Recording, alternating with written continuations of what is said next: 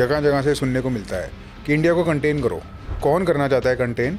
कोई भी नहीं चाहेगा कि उनके कंपटीशन में कोई आए। एक्चुअली में हमारे इंटरेस्ट के खिलाफ काम कौन कर रहा है? आपका डीप स्टेट पे क्या विचार है? हर कंट्री में होता है और हर कंट्री में उसका एक अलग इंटरेस्ट होता है। और इनका क्या ऑब्जेक्टिव है? पैसा भेजा जाता था वहाँ से, इंडियन इलेक्शन में यूज होता था ना, होता था वोटर टर्नआउट के लिए। वोटर टर्नआउट के लिए वहाँ से क्यों पैसा आएगा? हमारा जो नेबर है पाकिस्तान, अगर ये स्टेट बिल्कुल फेल हो जाता है तो क्या होगा इंडिया में? पाकिस्तान एग्जिस्ट ही इसलिए करता है कि वो फेल ना हो। कोई ना कोई इसको बेल आउट करने हमेशा आएगा। Pakistan has always been in the front line for helping every state to do every illegal activity. Pakistan के पास हर एक वर्ल्ड की कंट्री के वो सीक्रेट्स हैं जो उसको भी पता है कि अगर डिस्क्लोज करेगा वो तो फिर दूसरे की भी बदनामी होगी। सिविल वॉर हो गया तो होना पाकिस्तान में ज़्यादा बेटर है, और क्योंकि में उनकी आर्मी और ISI बिजी रहती है। पाकिस्तान और इंडिया एलाइज, दोस्त, क्या ये हो सकता है? देखो एटलीस्ट जब तक मुझे नहीं लगता कि वो होगा।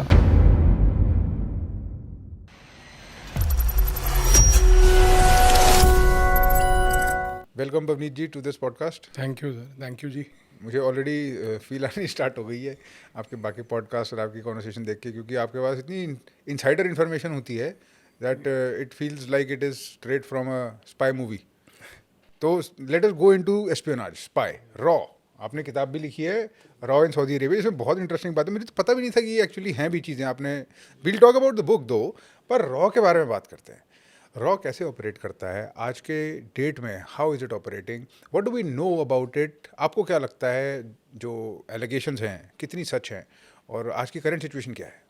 देखिए, जो एजेंसी है that has been made for the external intelligence part since 1968। और अगर हम देखें तो इसके साथ एक जो चैलेंज हमेशा से ये रहा था कि इनिशियली ऑल्सो ये पाकिस्तान फोकस ज़्यादा थी। तो over a period of time ये ज़रूर हुआ है कि पाकिस्तान अफ़गानिस्तान वाला जो एरिया है पूरा, उसमें इनकी स्पेशलाइजेशन काफ़ी हो गई है। बट एक स्पेसिफिक एरिया जहाँ पर over a period of time expertise उतनी ज़्यादा अग्रेसिव लेवल पर पाकिस्तान के लेवल की डेवलप नहीं हो पाई, दैट वाज चाइना। तो चाइना वैसे भी थोड़ी सी ओपेक क्लोज्ड टाइप की सोसाइटी है, तो वहाँ पे पेनिट्रेट करना हमारे लिए नहीं बल्कि फॉरेन इंटेलिजेंस जो दूसरे भी हैं उनके लिए भी मुश्किल होता है।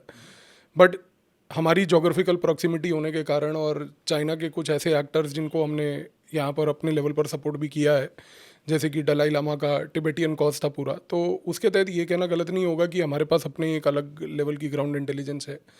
तो over a period of time वो भी एक गैदर हुई है। और रिसेंट टाइम्स में अगर हम बात करें तो stretching into areas like middle east और अफ्रीका, ये दो एरियाज़ अभी कुछ ऐसे एरियाज़ हैं जहाँ पर फ्यूचर बेस्ड आप देखोगे कि ऑपरेशंस आने वाले समय में और बढ़ भी सकते हैं, because these are areas of competition America के साथ भी, चाइना के साथ भी।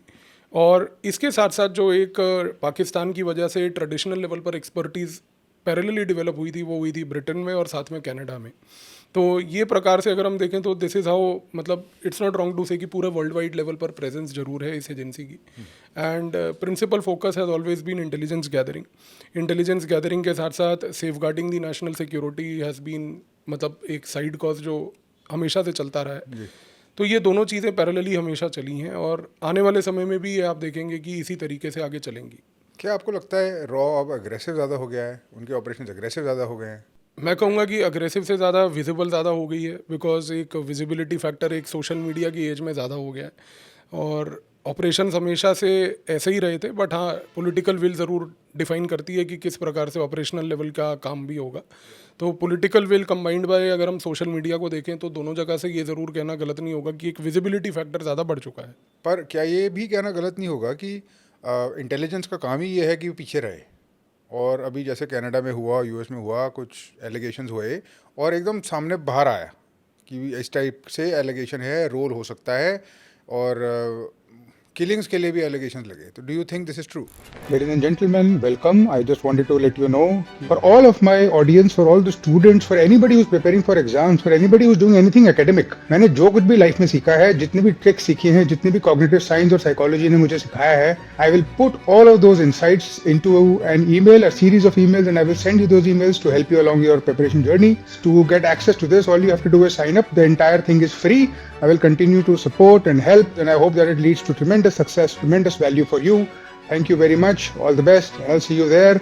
Like I mentioned, the link for joining this community, the Syllabus of Life community, is in the description. It is in the pinned comments. All you have to do is start, and I'll take care of the rest. Thank you. नहीं देखो, सबसे बड़ी बात ये है कि हम लोग अभी की चीज़ इसलिए देख के नोट कर रहे हैं क्योंकि ये हमारे सामने विजिबल है, बट अगर आप रॉ की हिस्ट्री को भी ऑब्जर्व करते हो तो 1980s में भी 1990s में भी इस प्रकार के एलिगेशंस पहले भी लगते रहे थे। उस समय इनफैक्ट मतलब जो इश्यूज होते थे वो बहुत अलग किस्म के होते थे कि जो फॉरेन इंटेलिजेंस ऑर्गेनाइजेशन हैं उन्होंने अपने ही लोगों को कल्टीवेट करके रॉ में रखा हुआ था। तो वो रॉ में कभी स्ट्राइक करवा रहे हैं, कभी रॉ के अंदर जो है एम्प्लॉयज़ के डेटाबेस को बाहर लीक कर रहे हैं, कभी इस प्रकार से एजेंसी के ऑपरेशंस के ऊपर क्वेश्चन मार्क रेज कर रहे हैं, डिसइन्फॉर्मेशन कैंपेन्स चला रहे हैं। फॉर एग्जांपल आप देखिए कि 1980s में रॉ को उस समय बहुत स्ट्रगल करना पड़ा था इस चीज़ को लेकर कि एक डिसइन्फॉर्मेशन कैंपेन कुछ डिसग्रंटल्ड पुराने एम्प्लॉयज़ ने रन किया कि रॉ ही रिस्पॉन्सिबल है 1980s में खालिस्तान मूवमेंट को चढ़ाने के लिए। रॉ ही रिस्पॉन्सिबल है कि उन्होंने नॉर्थ ईस्ट की इंसर्जेंसी क्रिएट करी। तो क्या होता है कि जो फ्रस्ट्रेटेड एम्प्लॉई होता है ना, वो अपनी फ्रस्ट्रेशन इस प्रकार से बाहर निकालता है जिससे कि एमुनेशन मिलता है दूसरों को। तो पहली बार नहीं है कि ऐसे इश्यूज को कन्फ्रंट करना पड़ रहा है, बट हाँ ये टाइप के इश्यूज से ये ज़रूर होता है कि जो एजेंसी के कोर ऑपरेशंस कोर फोकस है वो डिविएट होता है, डाइवर्ट होता है। और इससे भी ज़्यादा जो बड़ी प्रॉब्लम आती है वो ये है कि एजेंसी के रिसोर्सेज को चैनलाइज करना पड़ता है इन एलिगेशंस को काउंटर करने के लिए। तो नो डाउट जो आपने कहा कि these are organisations that operate from behind, but अब जो कुछ डिसग्रंटल्ड एम्प्लॉयज़ हैं जो ऐतिहासिक तौर पर ऐसे लोग रह चुके हैं उनका कुछ हो नहीं सकता अनफॉर्चुनेटली। पर ये जो डिसग्रंटल्ड एम्प्लॉयज़ हैं, क्योंकि इंटेलिजेंस में है तो one can safe to say there are no accidents as such, क्यों अगर प्रॉपर डिसइंफॉर्मेशन कैंपेन है तो हु इज़ टू से कि वो किसी और एजेंसी के हाथों के करा हुए काम नहीं है। तो और जब हमने खालिस्तान की बात करी उस टाइम पर बहुत स्ट्रॉन्ग इंडिकेशंस थे कि आईएसआई बहुत हद तक सपोर्ट कर रहा था उस मूवमेंट को। वेपन्स आए हुए थे बाहर से, RPG, AK-47, all Chinese made weapons all were imported from Pakistan and this is common knowledge. मैंने एक इंटरव्यू करा था रमेश इंदर सिंह जी के साथ, जो कि उस टाइम अमृतसर के डिस्ट्रिक्ट कलेक्टर थे जब ऑपरेशन ब्लू स्टार हुआ। तो उन्होंने सब कुछ डॉक्यूमेंट करा अपनी बुक में, टर्मोइल इन पंजाब, आपने शायद सुना भी हो। तो सब बताते हैं उसमें, वो इस टाइप का बहुत सारा एविडेंस प्रेजेंटेड है। तो मेरा क्वेश्चन ये है, क्या बाहर की एजेंसीज रॉ को इन्फिल्ट्रेट कर चुकी हैं, कर सकती हैं, करा है पहले? बिल्कुल किया है, और ऐसा नहीं है कि सिर्फ रॉ एक इकलौती ऑर्गेनाइजेशन है। मतलब लोगों ने CIA को भी इन्फिल्ट्रेट किया है, मिनिस्ट्री ऑफ स्टेट सिक्योरिटी को भी किया है, इसराइल की मोसाद को भी किया है। तो ऐसा नहीं है कि कोई ऑर्गेनाइजेशन इम्यून होती है इस चीज़ में। हर ऑर्गेनाइजेशन में आदमी होता है, और ह्यूमंस का, हर एक ह्यूमन का ये कहना गलत नहीं होगा कि एक पॉइंट पे आके उनकी एक वैल्यू निकल आती है, एक वल्नरेबिलिटी होती है जिसको आप एक्सप्लॉइट करते हो। तो कई बार सक्सेसफुली की गई हैं ये चीज़ें, लेकिन बात फिर वही आ जाती है कि आज की डेट में एक ऐसा एम्प्लॉय जो फ्रस्ट्रेट हो चुका है ऑर्गेनाइजेशन से फॉर व्हाट्सोएवर हिज और पर्सनल रीज़न, अगर वो ऑर्गेनाइजेशन की रेपुटेशन को डैमेज कर रहा है तो वो ऑर्गेनाइजेशन की रेपुटेशन नहीं, वो नेशन को डैमेज कर रहा है। तो ये इतिहास में हम देख चुके हैं, मतलब 1980s के डेकेड में, 1990s के डेकेड में ऐसे फ्रस्ट्रेटेड एम्प्लॉयज़ देख चुके हैं हम। ओके, तो ठीक है, मतलब मैं अगेन फिर वही कहूँगा कि this is not the first time. अभी हम लोगों को ये थोड़ा सा देख के अजीब लगता है कि भाई कैसे एलिगेशन लगाया गया हमारी ऑर्गेनाइजेशन पे, बट आप एम्प्लॉयज़ को देखो, ऑर्गेनाइजेशन की हिस्ट्री देखो, तो they have encountered this through out their life. और फिर मैं कहूँगा कि अगर आप इंटरनेशनल पैरेलल भी ड्रॉ करते हो तो again we are not the only ones. America में CIA के साथ भी यही प्रॉब्लम्स रही हैं, इसराइल में मोसाद के साथ भी यही प्रॉब्लम्स रही हैं, everywhere this problem remains the same. Right. अच्छा, प्रॉब्लम से आते हैं इफेक्टिवनेस पे। रॉ की पावर एक्चुअली कितनी है? देखिए, पावर उसकी सिंपल यही है कि it has to safeguard the national interest at any cost. तो उस केस में then there is no defined power at this juncture.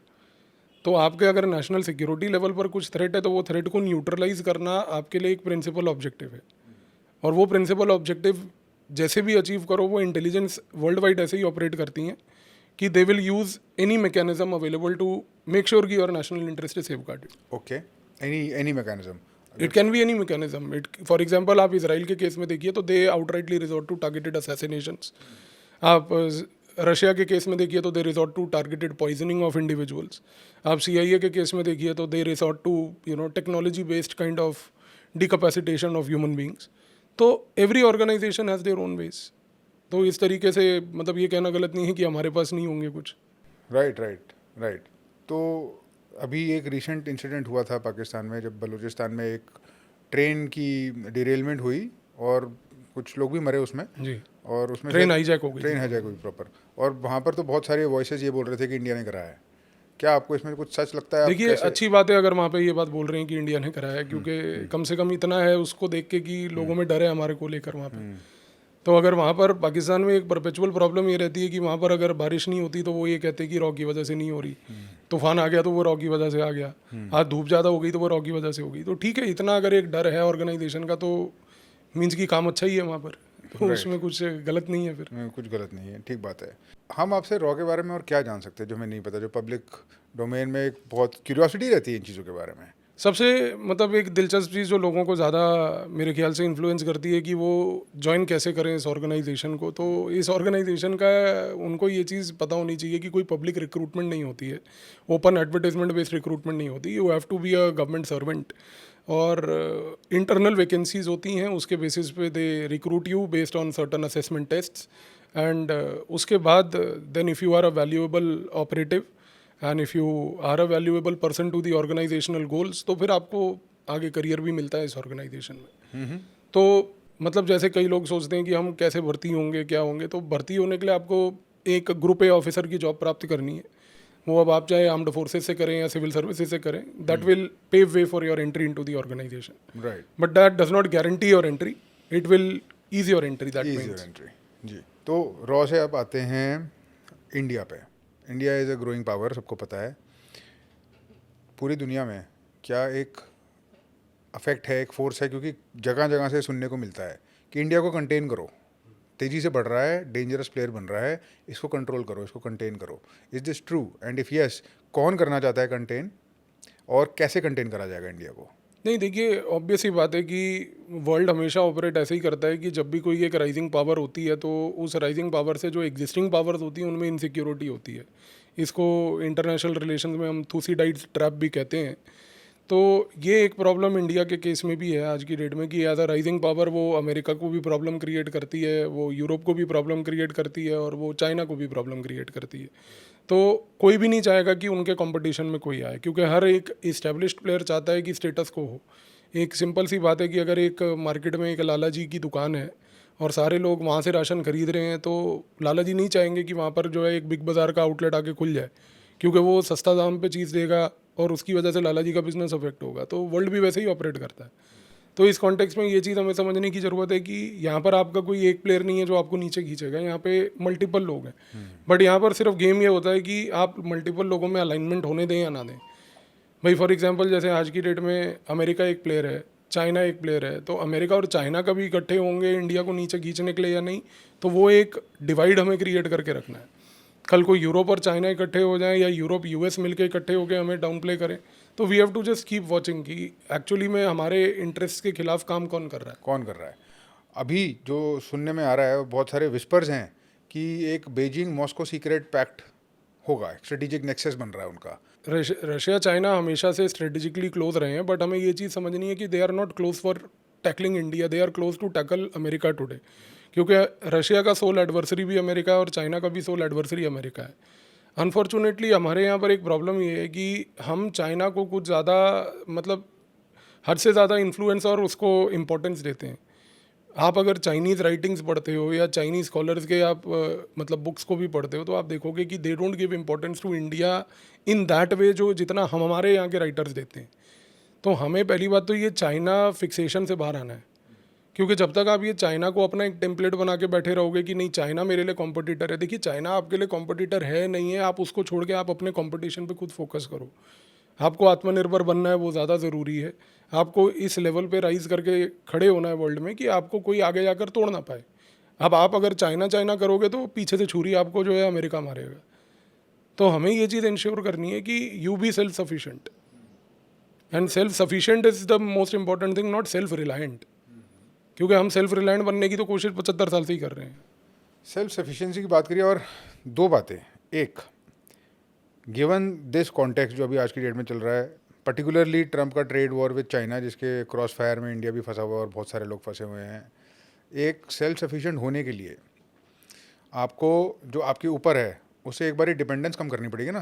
तो you have to leave self sufficient होने के लिए आपको डिपेंडेंस नहीं घटानी है, आपको बल्कि अपॉर्चुनिटी खुद क्रिएट करनी है। एक सिंपल साधारण सी बात है कि हमारे यहाँ के लोग आज की डेट में इंजीनियरिंग करके अमेरिका जाकर एक अमेरिका की मल्टीनेशनल का सीईओ बन जाता है और ट्विटर पर डालता है और हम उसके बाद तालियां बजाते हैं। हमें शर्म आनी चाहिए इस बात के लिए कि why an Indian can go to America and create that business there and become a CEO and not in India. तो हमें ये चीज़ पे इंट्रोस्पेक्ट करना है कि हमने उसकी अपॉर्चुनिटी को जाने कैसे दिया।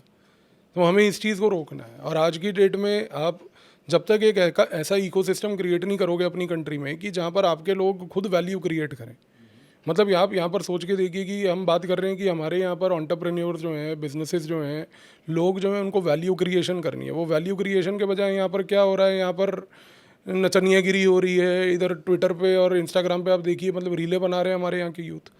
तो ये यूथ को डायरेक्शन जो है ही नहीं हमारे यहाँ पर। This is the most bigger priority for us कि is this what the future of the country is. तो हमें किसी के साथ कंपटीशन नहीं है, इनफैक्ट हमारा कंपटीशन हमारे साथ ही है।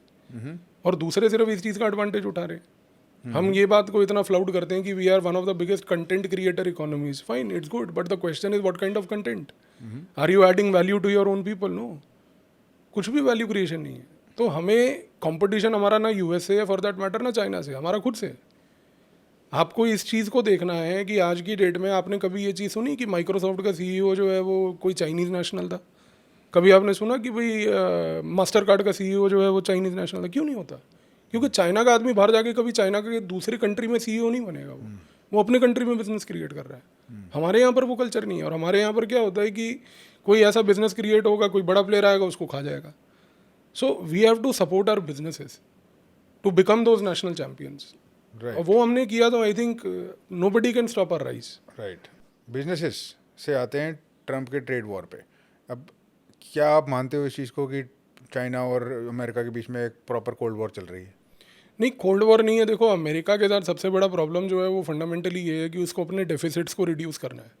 और वो डेफिसिट्स को इसलिए रिड्यूस करना चाहता है क्योंकि over a period of time क्या हुआ है कि अमेरिका की आज की डेट में डिपेंडेंसी चाइना पे बढ़ चुकी है। अब आप देखिए कि ट्रेड वॉर में जो भी हाल ही में पॉज दिया ट्रंप ने, जिसमें उसने कहा कि ठीक है मैं इलेक्ट्रॉनिक्स को बेसिकली एग्जेम्प्ट कर रहा हूँ, इट डिफीट्स दी पर्पस। मतलब फिर आपने किया क्या? आपने शोर मचाया, एक वॉइस रेज करी, और उसके बाद आपने इवेंचुअली किया वो जो चाइना चाह रही थी। क्योंकि अब आप जब पॉज दे देते हो तो आपने ये बोल दिया कि मैंने उनके इलेक्ट्रॉनिक्स को एग्जेम्प्ट कर दिया। आपका ऑब्जेक्टिव ही ये था कि आप बेसिकली ट्रेड डेफिसिट को चाइना से रिड्यूस करना चाह रहे थे, पर आपने अभी भी चाइना को वही एंट्री वहाँ पर दोबारा दे दी, which has defeated the purpose all together. तो क्वेश्चन हियर इज कि चाइना, अमेरिका इसमें से अब गेन क्या करेगा? क्या गेन करना चाहते हो? अमेरिका का ऑब्जेक्टिव यही था कि ट्रेड डेफिसिट को घटा के मैं अपने जो एक्सपोर्ट्स हैं वो चाइना में बढ़ाऊँ। वो पॉसिबल ही नहीं है, क्योंकि अमेरिका के आज की डेट में बिजनेसेस उस लेवल पे कॉम्पिटिटिव है ही नहीं जितने चाइना के। आप एक सिंपल सा केस लेके देखिए कि टेस्ला अपनी गाड़ी बेच रहा है। टेस्ला का ग्लोबल कंपटीशन चाइना ने क्रिएट किया in the form of BYD। और BYD आज की डेट में आप देखिएगा कि आने वाले समय में एक बैटरी लेके आ रहा है जो कि 10 मिनट में इलेक्ट्रिक व्हीकल की बैटरी चार्ज हो जाएगी।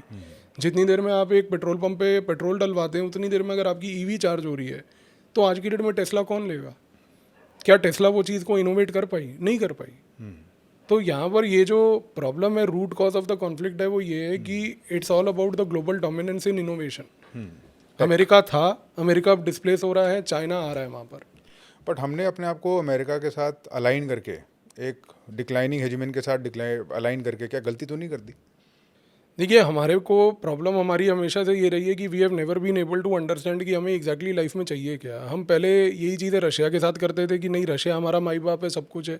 कोल्ड वॉर ख़त्म हुई, हमें पता चला नहीं रशिया नहीं है, अब हमारे को अमेरिका के एलाइज से जुड़ना है, अब हम उनके साथ जुड़ने लग गए।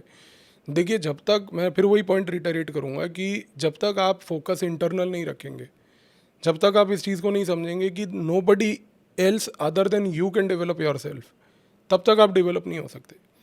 आज की डेट में ये ज़रूर है कि ठीक है, we have aligned with America on certain ideas, but we have not fully aligned with them on every idea today. जहाँ तक बिजनेसेस का सवाल है, अमेरिका एक हाईली कैपिटलिस्ट कंट्री है, चाइना भी बहुत कैपिटलिस्ट है, बट एक कम्युनिस्ट गार्ब है उसके ऊपर। इंडिया कहाँ पे है इस प्रोसेस में? क्योंकि अगर ये लड़ाई सिर्फ टेक और इनोवेशन से जीती जाएगी तो हम कहाँ हैं? क्या डेमोक्रेसी हमको रोक रही है उस स्पीड से बढ़ने के लिए जैसे ये लोग बढ़ पा रहे हैं?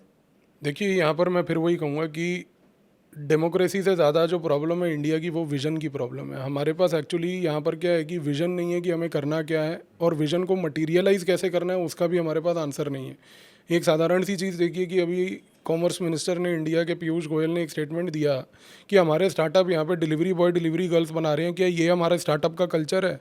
तो हमारे ये जो स्टार्टअप के लोग बैठे हुए थे, इनको एकदम से जलन चालू हो गई। देखिए, बुरा मत मानिए, but at the end of the day आप बनियागिरी कर रहे हो वो स्टार्टअप्स में बैठ के। आपने कोई वैल्यू क्रिएशन नहीं करी। आप हाँ ये ज़रूर कह सकते हो कि हम जॉब क्रिएशन कर रहे हैं, but this is what he was trying to say कि is job creation the sole goal और through job creation value creation the sole goal. China आज की डेट में जॉब प्लस वैल्यू क्रिएशन करता है, हम क्यों नहीं करते? इसका कोई एग्जांपल? इसका एग्जांपल यही है कि आज की डेट में जैसे फॉर एग्जांपल BYD है, आज की डेट में आप अलीबाबा को देखिए, आप चाइनीज़ कोई भी स्टार्टअप को देखिए, वो स्टार्टअप नहीं है, वो स्टार्टेड इंजन है. हमारे यहाँ स्टार्टअप ही चलता जा रहा है. वो स्टार्टेड इंजन के लेवल पर हम कभी पहुँच ही नहीं पाते फिर. तो इस चीज़ को जानने की आवश्यकता ये है कि आज देश में एक विजन की ज़रूरत है कि हमारे को इन बिजनेसेस से क्या अचीव करना है, बिजनेसेस को कहाँ ले जाना है. हमारे को बिजनेसेस आज की डेट में सिर्फ ये जोमेटो, स्विगी और जेप्टो और ये सब की डिलीवरी बॉय नहीं करने. This is one part of it, but this is not what India story stands for. क्योंकि जब आईटी का भी बूम इंडिया में आया था, आप देखो कि आईटी में क्या हुआ कि rather than becoming the hardware specialist और the software specialist, we ended up in becoming the back end operators of the world. We lost that opportunity also, and this time also we are losing the same opportunity. AI में तो loose कर ही रहे हैं हम लोग. AI में तो we are nowhere for that matter. क्योंकि एआई में मतलब आप ये चीज़ को देखिए कि वेदर इट इज़ नहीं, एआई में आप देखिए प्रॉब्लम क्या है. हमारे ही कोडर्स, हमारे ही सारे एक्सपर्ट्स अमेरिका में बैठ के अमेरिका के लिए सॉफ्टवेयर बना रहे हैं. My question is why not in India? क्योंकि यहाँ पर आपके पास वो इकोसिस्टम नहीं है, आपके पास यहाँ पर वो बिजनेस को, विजन को रियलाइज करने का एक स्कोप नहीं है. तो ये स्कोप क्रिएट करना पड़ेगा. So this has to have an amalgamation of the government and the people together. तो जब तक ये दोनों एजेंट्स और एक्टर्स मिलके काम नहीं करेंगे, सपोर्ट करके एक दूसरे को, तब तक चीज़ आगे नहीं बढ़ेगी. जहाँ तक यूएस और इंडिया का सवाल है, अगर सपोज हाइपोथेटिकल वॉर सिनेरियो आप कैसे डिस्क्राइब करोगे? यूएस इंडिया के साथ है, नहीं है? अगर चाइना के साथ या टू फ्रंट पे कोई वॉर होती है तो how will it play out and who will come to support us? How will it होगा, कैसे एक्सपीरियंस कैसे करेंगे हम उसको? देखिए, जहाँ तक चाइना के साथ वॉर का सिनेरियो, मुझे लगता नहीं कि वॉर की कोई प्रोबेबिलिटी है. चाइना एक कॉन्फ्लिक्ट ज़रूर कर सकता है, एक क्लैश ज़रूर कर सकता है, but not a war with you, because China के इकोनॉमिक इंटरेस्ट इंडिया के साथ इतने डीप हैं कि चाइना कभी वॉर नहीं करेगा. वो कॉन्फ्लिक्ट ज़रूर कर सकता है, क्लैश ज़रूर कर सकता है, बट यहाँ पर अमेरिका का जो रोल रहेगा वो सिर्फ ये रहेगा कि वो इस कॉन्फ्लिक्ट का या इस क्लैश का एडवांटेज लेके हमें कुछ ना कुछ टेक्नोलॉजी बेचेगा. क्योंकि अमेरिका का लाइफ में ऑब्जेक्टिव सिर्फ ये है कि दूसरों की इनसिक्योरिटी से पैसा कैसे कमाना है. और वो इनसिक्योरिटी जैसे ही अगर इंडिया चाइना के बीच में दिखती है तो वो अपने प्रोडक्ट्स बेचेगा. और ये उसने हिस्टोरिकली किया है. तो मुझे जहाँ तक चीज़ आगे दिखती है वो यही दिखती है कि अगर मान लीजिए इंडिया चाइना की कोई टेंशन भी होती है तो America will be the first one two step in and से कि आप हमसे ये टेक्नोलॉजी खरीद लो. और ये 2015 से लेके 2019 तक उसने किया है. जब डोकलम का क्राइसिस चल रहा था तो उसने हमारे एक साथ एक कितने सारे अग्रीमेंट्स आप देखिए साइन किए हैं. वो चाहे कॉमकासा अग्रीमेंट हो, लिमोआ हो, बेका हो, ये सारे अग्रीमेंट्स आई उसी टाइम पे.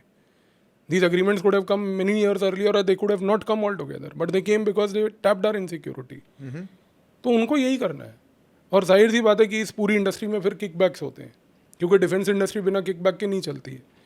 तो जाहिर सी बात है कि अमेरिका अगर इस प्रकार की चीज़ें करेगा तो फिर किकबैक्स भी मिलेंगे लोगों को, और उस किकबैक से लोगों का धंधा चलता है. तो एक full fledged war is not something that obviously is likely to happen between India China, but that does not mean कि इंडिया चाइना के बीच में कोई टेंशन कभी होगी भी नहीं. But what about America and China? Because एक बहुत लोग प्रोफेसाइज कर चुके हैं कि एक वॉर इनएविटेबल है, जितनी भी हो इनएविटेबल है. ग्लोबल ऑर्डर रीशफल होगा ही होगा और एक वॉर कहीं ना कहीं ओपन कॉन्फ्रंटेशन होगी. देखिए, अमेरिका चाइना के बीच में वॉर अगर हुई तो एक सिंपल पॉइंट ये है कि America will always have an edge over it. उसका सिंपल रीज़न ये है कि चाइना ने 1970s के बाद जब उसने वियतनाम से लड़ाई लड़ी थी, उसके बाद उसने एक हार्ड वॉर ग्राउंड पे जाके कभी नहीं लड़ी है, और अमेरिका ने सिर्फ हार्ड वॉर्स ही लड़ी हैं. चाइना आज की डेट में सिर्फ सिम्युलेशन करती है, अमेरिका ग्राउंड पे जाके लड़ती है. अब वो चाहे अफगानिस्तान में हो, वो चाहे इराक में, वो अलग बात है, वो हर जगह पिट के आते हैं. अमेरिका का 1950 से लेकर आज तक इतिहास है कि उसने जितनी लड़ाइयाँ लड़ी हैं उसने जीती कोई नहीं. वो जापान से भी पिट के आया, वियतनाम से भी पिट के आया, अफगानिस्तान से भी पिट के आया, तालिबान से भी पिट के आया. आप हिस्ट्री देख लो अमेरिका की. They have not won a single war, they have lost everywhere wherever they have won. But the problem is कि जब भी वो जाते हैं वो नरेटिव क्रिएट करते हैं. They are pioneers in marketing. कि आप मतलब ये तो वही बात हो गई कि जैसे पाकिस्तान में आप जाते हो और पाकिस्तान के आर्मी चीफ को देखते हो या सीनियर ऑफिसर्स को देखते हो तो उनके यहाँ बिल्ले लगे हुए हैं यूनिफॉर्म पे. यार तुम्हें ये बिल्ले कौन से मिले हैं? तुमने जितनी लड़ाइयाँ इंडिया से लड़ी सारे आ रहे, ये लूडो खेल के मेडल मिले हैं तुम्हें. तो अमेरिका का भी वही है, वो जिस लड़ाई में लड़ने गए हैं वो सारी लड़ाइयाँ हारे, पर उनके आर्मी चीफ्स के वो देखो आप, इंसिग्निया देखो, कितने बड़े बड़े मेडल हैं, किस बात के मेडल हैं, हारने के। तो America is basically going to have an edge because obviously they have fought on the ground, वो सड़क के लड़के हैं। अमेरिका अगर आप देखो उस तरीके से, तो वो गुड़गांव में एक सोसाइटी में एलीट रहने वाला लड़का नहीं है। हाँ, बट वो अगर वियतनाम को नहीं हरा पाए और किसी को भी नहीं हरा पाए, जैसे आप कहते हो अफगानिस्तान से पे, तो फिर वो how can they ever hope to beat China? मैं आपको सिंपल चीज़ कह रहा हूँ कि America has always use these theatres to innovate their military. उनको ये पता है कि हमारे पास मिलिट्री टूल्स हैं जिसके तहत हम बेसिकली एडवर्सरी को हाईजैक कर सकते हैं, उसको टारगेट कर सकते हैं। बट वही एक असम्पशन है कि आप ये असम्पशन लेके चल रहे हो कि चाइना के पास वो टेक सुपीरियोरिटी नहीं है, क्योंकि आपको एक फंडामेंटल डिफरेंस याद रखना है कि अमेरिका ने हर चीज़ को टेक बेस्ड कर दिया है और चाइना ने हर चीज़ को काउंटर टेक बेस्ड किया है। कि अगर अमेरिका एक सैटेलाइट बना रहा है तो चाइना एंटी सैटेलाइट बना रहा है, ये फ़र्क है। तो चाइना और अमेरिका के बीच का जो क्लैश होगा वो कैसे मटीरियलाइज करेगा उसको कोई प्रिडिक्ट नहीं कर सकता। चाइना और अमेरिका के बीच का एक क्लैश, जो एक थिएटर अब खुला हुआ है, वो है मिडल ईस्ट। मिडल ईस्ट में दोनों एक्टिव हैं और सुनने में ये भी आता है कि China is becoming the major power broker. उसके पास इतनी पावर अब आ गई है कि बाकी लोगों को टेबल पे बिठा के वो डील करवा सकता है, जैसे पहले अमेरिका करा करता था। तो इसमें इंडिया कहाँ है? इंडिया अनफॉर्चुनेटली यहाँ पर कोई पावर ब्रोकर नहीं है, अभी उस स्टेज पे नहीं पहुँचा है, ये बात तो फैक्ट है। बट ये ज़रूर है कि इंडिया के अपने जो नेशनल इंटरेस्ट हैं वो उसको सेफगार्ड करने की जो क्षमता है वो रखता है वहाँ पर मिडल ईस्ट में। और जो इंडिया के पास एक पॉजिटिव पॉइंट है वो अमेरिका और प्रोबेबली चाइना के पास, दोनों के पास नहीं है, कि हम मिडल ईस्ट में शिया, सुन्नी और ज्यूज़ जो हैं तीनों से एंगेज करते हैं। तो ये जो एक खूबी हमने डेवलप करी है कि we have an equidistant engagement with all the three players, ये चीज़ फॉर दैट मैटर आज की डेट में इन तीनों के पास, बाकी दोनों के पास नहीं है। तो चाइना का इंटरेस्ट मिडिल ईस्ट में ज़्यादातर इकोनॉमिक है, वो पावर को ब्रोकर कर रहा है, कोई डील भी ब्रोकर कर रहा है तो उसके पीछे कोई इकोनॉमिक मोटिव है। अमेरिका का हमेशा से मोटिव ये था कि वहाँ पर पावर बैलेंस बना रहा है, जिससे कि कोई एक डोमिनेंट पावर ना इमर्ज कर जाए जो अमेरिका के डोमिनेंस को या उसके एलाइज के डोमिनेंस को टैकल करे। तो हमारा इन दोनों गेम से गेम ही अलग है। एनर्जी, हमारा एनर्जी इंपॉर्टेंट है। हमारे लिए एनर्जी इंपॉर्टेंट है, energy is one part of it, but we are not solely dependent now only on the middle east for energy. We have diversified it today to Russia also, Africa also. तो middle east remains one of the actors. Energy के साथ हमारा diaspora है वहाँ पर एक severe, बहुत बड़ा, जिसको हमें सेफगार्ड करना है, for which yes we are there. Okay, so would you say yes और नो टू, क्या is there a cold war going on today, yes और no, you think? See, cold war is not going on, I would say, because cold war में तो क्या होता है कि there is a very covert war which is going on. Covert war in the sense कि cold war के time पे आप ये देखते हो कि आपको पता है आपका प्रिंसिपल एडवर्सरी है और आपको उसको काउंटर करके डिफीट करना है। यहाँ पर आज की डेट में कोल्ड वॉर नहीं है, क्योंकि यहाँ पर आप किसी को डिफीट नहीं कर रहे, आप सिर्फ अपने व्यू पॉइंट को एक्सेप्ट करा रहे हो। आप अगर आज की डेट में फॉर एग्जांपल चाइना और अमेरिका को भी देखते हो तो उनमें कोल्ड वॉर नहीं है। अमेरिका का ऑब्जेक्टिव ये था मैं टैरिफ लगाऊंगा, तुम काउंटर मत करो, तो मेरा ऑब्जेक्टिव पूरा होना चाहिए। चाइना ने काउंटर टैरिफ लगाया, अमेरिका ने बैकआउट कर दिया। तो here it is not a cold war per se, मतलब in the literal definition of cold war. Deep state बहुत इंपॉर्टेंट टॉपिक, बहुत इंटरेस्टिंग टॉपिक और बहुत कंफ्यूजिंग टॉपिक भी है। डीप स्टेट वो प्लेयर्स होते हैं जो बिना दिखे, बिना सुने, बिहाइंड द सीन्स पूरी कंट्री को इन्फ्लुएंस करते हैं टू वेरियस डिग्रीज। और ये भी माना जाता है कि हर कंट्री में डीप स्टेट होता है और शायद ग्लोबली भी कोई डीप स्टेट एक्टिव हो। आपका डीप स्टेट पे क्या विचार है? देखिए, डीप स्टेट, ये बात तो फैक्ट है कि वो हर कंट्री में होता है और हर कंट्री में उसका एक अलग इंटरेस्ट होता है और उस इंटरेस्ट को वो हमेशा से पूरा करता है। और अनफॉर्चुनेट रियलिटी ये है कि जितने मर्जी रेटरिक के बावजूद भी आप डीप स्टेट को डिसमेंटल नहीं कर सकते। आप एक डीप स्टेट को रिमूव करके आप दूसरा डीप स्टेट ला सकते हो। तो डीप स्टेट पर से डज नॉट गो। हाँ, ये ज़रूर है कि एक विचारधारा का एक डीप स्टेट होगा, वो विचारधारा का डीप स्टेट हटेगा तो दूसरी विचारधारा का डीप स्टेट आएगा। तो deep state will always remain, because deep state के बिना काम नहीं होता। डीप स्टेट क्या है, मतलब एक शब्द में अगर हम देखें इंडिया के कॉन्टेक्स्ट में अगर मैं बोलूँ तो cultivated judiciary, cultivated bureaucracy, cultivated think tanks, यहाँ पर कल्टिवेटेड ह्यूमन राइट एक्टिविस्ट और लॉयर्स, ये 5 चीज़ें हैं। बट कल्टिवेटर कौन है? वो हुआ ना डीप कल्टिवेटर होता है जो पार्टी होती है, रूलिंग पार्टी, जो भी पार्टी होती है, जो कल्टीवेट करती है, जो एनर्जी लगाती है, रिसोर्सेज लगाती है। अब वो कल्टीवेट एक दिन में नहीं होता, it takes decades to cultivate. और जाहिर सी बात है कि जब वो कल्टीवेट हो जाते हैं तो then they remain loyal to the cultivator जो उनका था। तो इंडिया जैसे अमेरिका में डेमोक्रेट्स का अपना है और डेमोक्रेट्स ने बड़े पुराने टाइम से बना रखा है। रिपब्लिकन्स का था, लेकिन रिपब्लिकन्स का टूट चुका है। तो ट्रम्प का ऑब्जेक्टिव ये है कि भाई जैसे वो यूएस एड की बात करता है, यूएस एड एक डेमोक्रेट्स का बना हुआ एक ऑर्गेनाइजेशन थी जो डीप स्टेट थी। अब उसको तोड़ के ये नहीं है कि मतलब यूएस एड खत्म हो जाएगी वहाँ पे, something else will come up. We don't know what it is going to be, but that will be his own deep state. Right. और यूएस एड का आपने कहा डीप स्टेट से बहुत इंटरेस्टिंग कनेक्शन है। डीप स्टेट सिर्फ एक country का नहीं होता, डीप स्टेट वो भी एक पावर होती है जो बाकी कंट्रीज को इन्फ्लुएंस कर सकती है। ये एलिगेशंस रहे हैं कि जॉर्ज सोरोस की ऑर्गेनाइजेशन इंडिया में इन्फ्लुएंस करती है चीज़ों को, करती थी एटलीस्ट। यूएस एड उसका एक और नमूना था, एक और एग्जाम्पल था जिसको आप डिसमेंटल करा गए।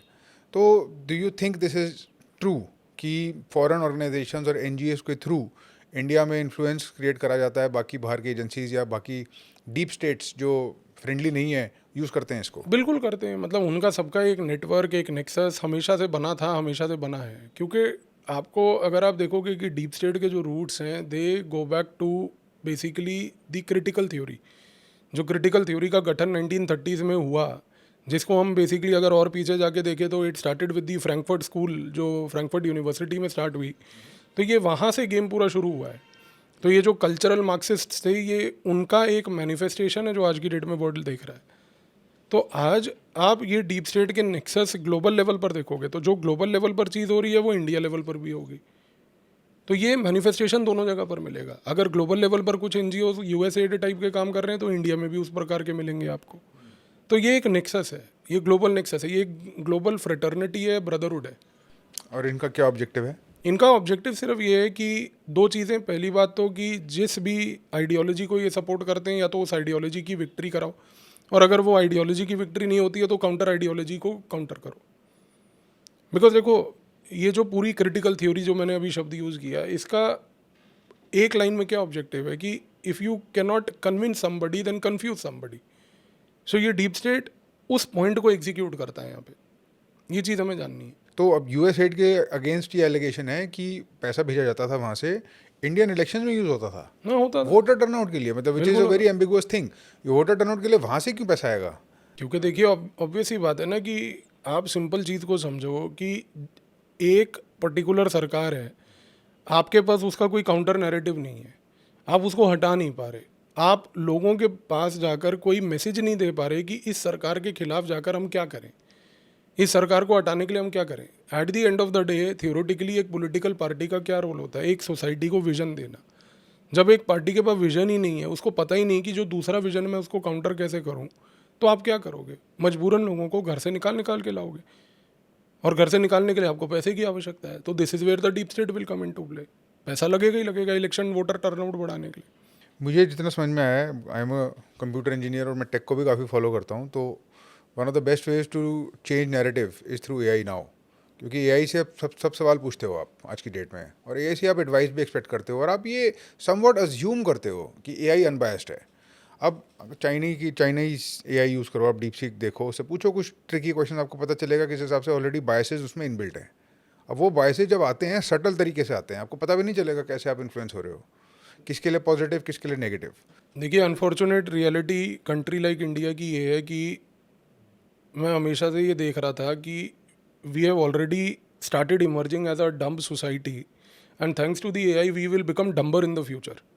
क्योंकि प्रॉब्लम आप समझने की कोशिश कीजिए कि यहाँ पर जब आज की डेट में लोगों को एक किताब पढ़ने की थिंकिंग पहले ही नहीं थी और ना उतना पेशेंस था, आज की डेट में अगर आप वो किताब का नाम डाल के उसको बोल रहे हो कि भाई मुझे इस किताब की समरी दे दे, और वो समरी ऑब्जर्व आप कर रहे हो, तो you can very clearly understand that in a country like India it is creating what is called as a dumber sense of humanity. वो समरी भी नहीं पढ़ रहे ना, nobody is reading the summary. नहीं, समरी को भी हम कमांड दे देते हैं ना कि give me in 5 points only. वो भी नहीं पढ़े जाते हैं, बिकॉज जैसे ही वो पॉइंट आते हैं रियलाइज होता है तो आगे एक और प्रॉम्प्ट दो, चलो। Nobody reads anything because that means stopping and thinking and concentrating, and उसमें लगती है एनर्जी, एक्टिवेशन एनर्जी अपनी खुद की अंदर की। आपको लगता है कि ये सब कुछ इसी से करवाते रहो तो खुद की एनर्जी लगाने की खुद की एनर्जी नहीं लगेगी, खुद कोई सिंथेसाइज नहीं होगी इन्फॉर्मेशन, कुछ भी नहीं होगा, तो अंदर कुछ नहीं जाएगा, which I completely agree with. Coming to a different topic, nuclear, do you think there will be nuclear war?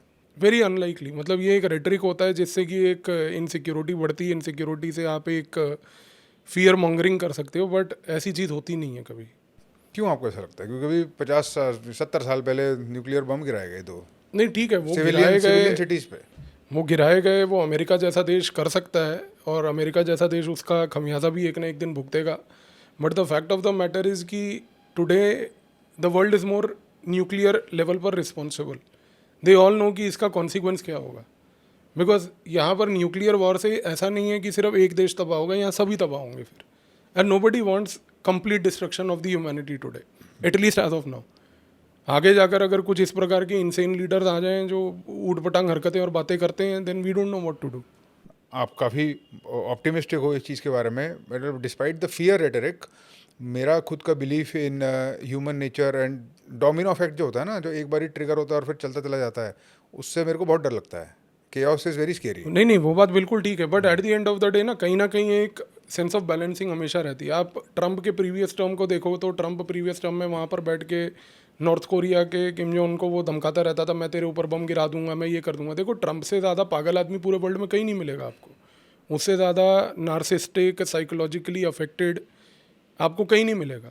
But the fact is कि even he could be controlled by somebody that we don't know, maybe his own people who surrounded him. But the fact is कि उसकी भी immaturity इस level पर materialize नहीं करी. तो definitely there are many other people in the world who will not resort to this. Because देखो, nuclear option is the ultimate option. You have many options below that also to explore. And जो भी objectives हैं वो below the nuclear threshold पे भी achieve हो जाते हैं. तो nuclear is more about fear mongering, not for the purpose of actual use. मतलब ठीक, there is a deterrence effect, mutually assured destruction सबको पता है. गेम थ्योरी है, वो कहती है कि भी अगर आप करोगे तो मैं करूँगा और अल्टीमेटली कोई विनर होगा ही नहीं, तो फ़ायदा ही कुछ नहीं है. पर फिर वही बात है, व्हेन कंट्रीज बिकम डेस्परेट. अभी आपने इसराइल और ईरान के बीच में देखा, जो भी जितनी भी लड़ाई हुई इसराइल हिजबुल्लाह के बीच में, तो desperation levels were very high. बीच बीच में न्यूज़ आ रही थी कि कोई टैक्टिकल न्यूक शायद यूज़ भी किया है इन्होंने, छोटे लेवल का, पता नहीं, वो कन्फर्मेशन नहीं है उस चीज़ के. बट क्या क्या हुआ we don't get no. But इस लेवल पे अगर बात हो जाए और सर के ऊपर चली जाए बात, तो एक न्यूक्लियर डिवाइस को डेटोनेट करना, मुझे तो नहीं लगता कि बहुत बड़ी कोई बात होगी किसी बहुत बड़े देश के लिए. देखो, अभी आगे तक फ्यूचर वर्ल्ड किस प्रकार से अनफोल्ड करेगा वो उस पर भी डिपेंड करेगा. But the probability I think is much more than we think. I fear. I was talking to Neeraj Kumar sir, he was commissioner of police Delhi, और आई थिंक कुछ टाइम वो बाहर भी स्पेंड करके आए. न्यूक्लियर डॉक्ट्रिन पे काफ़ी उन्होंने काम भी किया है. तो उनके हिसाब से तो प्रोबेबिलिटीज़ हाई कि न्यूक्लियर वॉर हो या ना हो, some nuclear incidents are likely to happen. मैं भी ओपनहाइमर देख रहा था मूवी. ओपनहाइमर मूवी में उसने एक ही जस्टिफिकेशन थी न्यूक्लियर बम बनाने, क्योंकि जो फिजिसिस्ट है उसको तो पता है ये क्या चीज़ है. ये harnessing the power of the gods, ठीक है ना. It is literally the you are releasing the power of physics, the strong force unleash करने वाली बात है. अनइमेजिनेबल पावर है, वो होनी ही नहीं चाहिए इंसानों के पास तो. बट वो अनलीश इन्होंने करी. क्यों अनलीश करी इन्होंने? इसलिए अनलीश करी क्योंकि आप नहीं करोगे तो जर्मनी कर देगा, ये क्लियर थी बात. दूसरा, उसको अपनी खुद की टीम को कन्विंस करना पड़ा वो न्यूक्लियर वेपन बनाने के लिए, ये कह के कि जब तक आप बनाओगे नहीं और जब तक ये डेटोनेट नहीं करेंगे इनको समझ में नहीं आएगा, और जब तक इनको समझ में नहीं आएगा तब तक ये मानेंगे नहीं. ये इंसानों का नेचर है. वही है कि देखिए, आगे इंसानियत किस लेवल पर जाती है और किस प्रकार के बेहुदा किस्म के अगर इंसान कभी सत्ता में आ जाएं तो फिर then we really don't know what to visualise. अभी तक मैं ये कहूँगा कि थोड़े बहुत सैनिटी वाले लोग हैं, बट कई बेहुदा एस्पिरेंट्स भी हैं जो बेचारे सैनिटी नहीं रखते पर एस्पायरिंग हैं, मतलब फ्यूचर में आने के लिए. तो वी डोंट नो कि once those kind of people come what will they do. But the fact is कि at least in the present times थोड़ा सा ऑप्टिमिज्म बेटर है. बट आगे with the kind of alternatives that we look for, it's pretty pessimistic.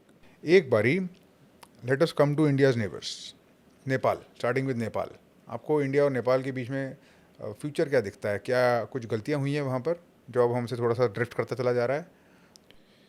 देखिए, नेपाल में मेरे को नहीं लगता कि ऐसी कोई गलती हुई है. बिकॉज नेपाल पर से सिंस 2015 जब से उन्होंने कॉन्स्टिट्यूशन बनाया, they have been politically divided into 3 different segments. उसमें एक सेगमेंट अमेरिका चलाता है, एक सेगमेंट नेपाल का चाइना चलाता है और एक इंडिया चलाता है.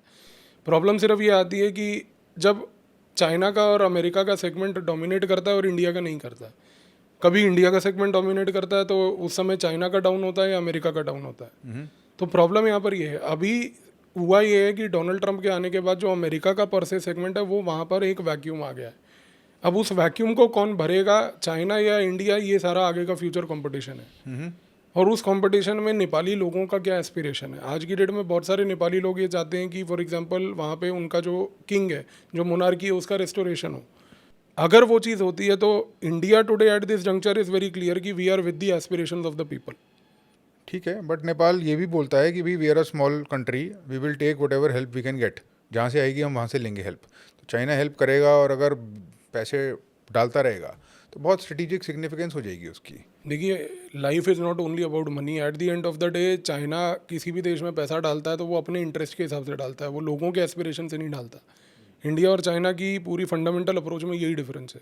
हमारा फर्स्ट फोकस रहता है कि लोगों का एस्पिरेशन क्या है, हम उस एस्पिरेशन को मीट करते हैं। चाइना ये नहीं कहता है कि लोगों का एस्पिरेशन क्या है, वो कहता है कि भाई मुझे इस एरिया में प्रोजेक्ट बनाना है, मेरा ये एस्पिरेशन है, आप देख लो अपना क्या करना है। और उसके बाद क्योंकि फाइनेंशियल मसल है तो वो डिसेंटिंग वॉइसेस को चुप करा लेता है। हाँ नहीं, उसकी जो डेट ट्रैप आप कह रहे हो, इंडिया यूज़ करता है सॉफ्ट पावर एक तरीके से। कल्चरल एफिलिएशन ही बहुत ज़्यादा है हमारे नेपाली लोगों के साथ, बांग्लादेश के साथ भी ऐसा ही है। बट दोनों बांग्लादेश और चाइना में हो क्या रहा है, ultimately what affects is the economy को बूस्ट करने के लिए तो पैसे ही ना। डेट ट्रैप डिप्लोमेसी वाला जो कॉन्सेप्ट है उनकी चाइना वाली, देखो आज की हाईली डेट इफेक्ट में करोगे तो श्रीलंका को कितना उन्होंने श्रीलंका alienate का कर दिया। जो एग्जाम्पल अभी हाल ही में हुआ है वो पाकिस्तान का भी हालात अभी चल रहा है और म्यांमार का भी चल रहा है। और इन तीनों को देखने के बाद नेपाल और बांग्लादेश को दोनों को ये बात पता है कि what future they have if they go with China, so they know it very well. तो ऐसा नहीं है कि let's not discount the fact कि नेपाली लोग समझदार नहीं है, they are very smart, very good people, बहुत बुद्धिमान लोग हैं वहाँ के जो इस चीज़ को समझते हैं। तो नेपाल के लोग आज की डेट में ये बात जानते हैं कि देखिए चाइना के साथ जाकर एक सैचुरेशन, एक लिमिट आएगी, और फिर अगर उनको फॉल बैक इंडिया पे करना है तो इसी रीज़न से वो नर्चर कर रहे हैं इंडिया को भी और हमारे साथ रिलेशन ख़राब नहीं कर रहे। तो हमें उनको इतना डिस्काउंट नहीं करना चाहिए। फिर मैं वही कहूँगा कि money will have its limit, right. But money will one day saturate when it comes to eventually identifying कि आपका एक्चुअल बेनिफिशियरी कौन है, ओके, आपके लोगों के एस्पिरेशन के साथ कौन है। आपने बताया कि तो पूरा का पूरा ग्लोबल स्टेज बहुत अपॉर्चुनिस्टिक है, बहुत सारे प्लेयर्स हैं और बहुत डायनामिज्म है इसमें। हमारा जो नेबर है Pakistan, traditionally an enemy state, इसमें 3 सिनेरियोज़ हैं। अगर ये स्टेट बिल्कुल फेल हो जाता है तो क्या होगा इंडिया में? देखिए, पाकिस्तान फेल कभी नहीं होगा, क्योंकि उसका सबसे बड़ा रीज़न ये है कि पाकिस्तान एग्जिस्ट ही इसलिए करता है कि वो फेल ना हो, और उसने अपने आप को एग्जिस्ट करके भी इसलिए रखा है कि वो फेल ना हो, क्योंकि उसको ये पता है कि कोई ना कोई उसको बेल आउट करने हमेशा आएगा। Through out the cold war America उसको बेल आउट करता था, आज उसको चाइना बेल आउट करता है। अगर आज चाइना भी चला जाएगा तो कल कोई थर्ड पार्टी आ जाएगी। तो it is in interest of the global community also to number 1 ensure कि पाकिस्तान फेल ना हो। अच्छा, उसका सबसे बड़ा भी रीज़न ये है कि Pakistan has always been in the front line for helping every state to do every illegal activity. तो पाकिस्तान के पास हर एक वर्ल्ड की कंट्री के वो सीक्रेट्स हैं जो उसको भी पता है कि अगर डिस्क्लोज करेगा वो तो फिर दूसरे की भी बदनामी होगी। आज अगर पाकिस्तान चाहे तो they can completely expose the American की किस तरीके से उन्होंने पाकिस्तान का यूज़ करके टेररिज्म मैन्युफैक्चर किया है पूरे वर्ल्ड के लिए, तो वो भी चीज़ वो एक्सपोज कर सकता है। आज की डेट में चाइना का भी वो ड्रग ट्रेड पूरा एक्सपोज कर सकता है जो वो चाहे तो। पर इस चीज़ से अमेरिका रुका नहीं। अगर जाना था, जब अफगानिस्तान से जाना था चले गए, जब उनके साथ उनको पैसे देने बंद करने थे, पाकिस्तान को बुरा हाल हो रखा था इकोनॉमी का, तो पैसे देने बंद करे। So it was not like देवर। नहीं, देखो अमेरिका के साथ सिंपल बात यही है कि वो यूज एंड थ्रो करता है सबके साथ, उसका कोई ना परमानेंट फ्रेंड है ना कोई परमानेंट एनिमी है। अमेरिका का सिर्फ ऑब्जेक्टिव ये है कि देखिए मेरा ये ऑब्जेक्टिव है, आप मेरे ऑब्जेक्टिव से कितना अलाइंड हो। जब तक आप अलाइंड हो तब तक आप अच्छे हो, जिस दिन आपने अलाइनमेंट छोड़ा मैं आपको छोड़ दूंगा। ठीक है, एक हो गया फेल्ड स्टेट, आपने कहा कि फेल्ड नहीं होना चाहिए, होगा नहीं। सिविल वॉर हो गया तो सिविल वॉर वहाँ पर चल रहा है और वो आगे बढ़ेगा, दैट विल इंक्रीज ओनली, क्योंकि Pakistan is yet to witness the intensity of the civil war that they have manufactured within India in Kashmir. अच्छा, दैट विल हैपन, मतलब वो और बढ़ेगा ही सिनेरियो आगे। और अगर ऐसा होगा, वहाँ पे डिस्ट्रक्शन होगी और लोग परेशान होंगे, इकोनॉमिक हार्डशिप्स होंगी, सब कुछ होगा जो सिविल वॉर में होता है, इंडिया पे क्या इम्पैक्ट होगा? इंडिया पे कोई उसका इतना ज़्यादा इम्पैक्ट इसलिए नहीं होगा क्योंकि today number 1 the borders are very insulated and sealed. तो ये कहना कि उसका कोई रेफ्यूजी इन्फ्लक्स इंडिया में हो जाएगा जैसे ईस्ट पाकिस्तान का बांग्लादेश से उस समय हो गया था इंडिया में, वो चीज़ तो यहाँ नहीं होने वाली है। बाकी हाँ ये ज़रूर है कि वहाँ पर एक इनस्टेबिलिटी होना पाकिस्तान में ज़्यादा बेटर है और कंड्यूसिव है पाकिस्तान के फ्यूचर के लिए रादर देन स्टेबिलिटी होना। इंस्टेबिलिटी कंड्यूसिव उनके लिए कंड्यूसिव है क्योंकि इंस्टेबिलिटी में उनकी आर्मी और आईएसआई बिजी रहती है। हाँ, वो उनके लिए बिजी रहेगी उन अपने प्रॉब्लम्स को सॉल्व करने में, तो उतना हार्म इंडिया पे वो कम करेंगे। इंडिया के लिए वो बेटर है। हाँ ठीक है। सिनेरियो नंबर 3, एलाइज, क्या ये हो सकता है? पाकिस्तान और इंडिया एलाइज, दोस्त, इंटीग्रेटेड। देखो एटलीस्ट जब तक बीजेपी की सरकार है मुझे नहीं लगता कि वो होगा। ये हट गए कोई और आ गया तो फिर तो मतलब क्या, फिर तो आप उनको एलाई बनाओ, उनसे शादी कर लो, वो पहले होता ही यही रहा है और क्या हुआ है। At least one ideology is very clear, we don't want to engage with them. We don't want to engage. The other ideology very clearly says we only want to engage with them and nobody else. तो ठीक है, वो मतलब वो आएंगे या नहीं आएंगे is a matter of time, but जब तक ये हैं तब तक नहीं होगा एटलीस्ट, मतलब alliance with them is not possible. Okay. Final question on this aspect before we close this particular part of the conversation. India के सबसे बड़े थ्रेट्स, एक्सटर्नल थ्रेट्स क्या हैं apart from the internal threats जो आप already बता चुके हो कि हमको खुद की सेल्फ कॉन्शियस डेवलप करनी है, हमको इनोवेशन करनी है वगैरह वगैरह, ये इंटरनल है। Externally actual real tangible threats क्या हैं हमारे आसपास? एक्सटर्नल लेवल पर हमारे लिए सबसे बड़ा थ्रेट इस समय है कि how US is using and China is using artificial intelligence to dump down the Indian humanity today. Because उनका ऑब्जेक्टिव ये है कि अगर इस कंट्री के क्रिटिकल थिंकिंग स्किल्स को हमने ख़त्म कर दिया, आज से 30 साल डाउन द लाइन जो 3 जनरेशन के बाद जो लोग पैदा होंगे, अगर वो डम्प जनरेशन पैदा होती है जिसमें से एक जनरेशन ऑलरेडी हमारे पास है जो आप रोज़ इंस्टाग्राम और यहाँ पर जाके देख लोगे, तो ये डम्प जनरेशन अगर आगे 3 डेकेड्स हमने कंटिन्यू कर दी तो इंडिया की जो वो अभी इमेज और पावर है वर्ल्ड लेवल पर वो ख़त्म हो जाएगी। तो it's not an era of war today. आपको कोई दूसरी कंट्री आकर यहाँ पर अटैक नहीं करने वाली। आपका जो अटैक होने वाला है वो आपके माइंड पे हो रहा है, आपके साइकोलॉजी पे हो रहा है, आपकी लिविंग पे हो रहा है और आपके लाइवलीहुड पे हो रहा है। तो क्या आप ये रेकमेंड करेंगे कि हम एआई यूज़ ना करें? और देखो ये चीज़ तो कहना फिर वही गलत होगा। आज की डेट में जब 15 साल पहले इंडिया में मोबाइल फ़ोन्स आए थे तो लोग कहते थे मोबाइल फ़ोन से जो है लोग बर्बाद हो जाएंगे। Technology is not bad, the question is how do you utilise the technology.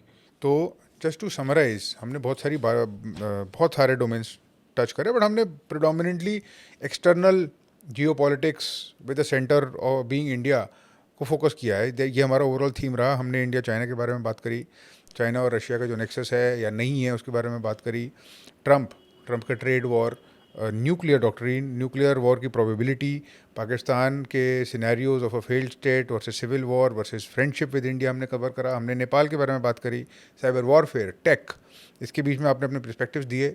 हमने रॉ से स्टार्ट किया, आपने बताया कि रॉ पहले भी एक्टिव थी, ऑपरेशन होते थे, आगे होते हैं, कुछ अपने बहुत अच्छे इंसाइट्स रॉ के बारे में दिए। हम कोल्ड वॉर 2 के बारे में गए, आपके हिसाब से कोल्ड वॉर 2 नहीं होता, अभी नहीं चल रहा है। हम बहुत इंपॉर्टेंट डिस्कशंस करे हमने डीप स्टेट के बारे में, जिससे हम यूएस एड के आसपास गए, उसके बारे में बात करी और आपने बताया कि ये सिस्टमेटिक चीज़ें हैं, कैसी चलती हैं ये, this is how things work. और ये सब कुछ करने के बाद हम एक फंडामेंटल पॉइंट पे पहुँचे जब आपने कहा कि सबसे बड़ा थ्रेट ये है कि बाकी कंट्रीज़ इंडिया की ह्यूमैनिटी को डंप डाउन करने के लिए एआई का कैसे इस्तेमाल कर रही है। एसेंशियली ये हमारी कंक्लूजन हुई। और इस कंक्लूजन का सल्यूशन आपने बताया हाउस होल्ड लेवल पे एग्जिस्ट करता है। आपको जो वैल्यूज़ घर से मिल रही हैं वही आपको बचाएंगी, आपको कोई बचाना नहीं आएगा। और absolutely correct. Thank you so much for that conversation. Thank you.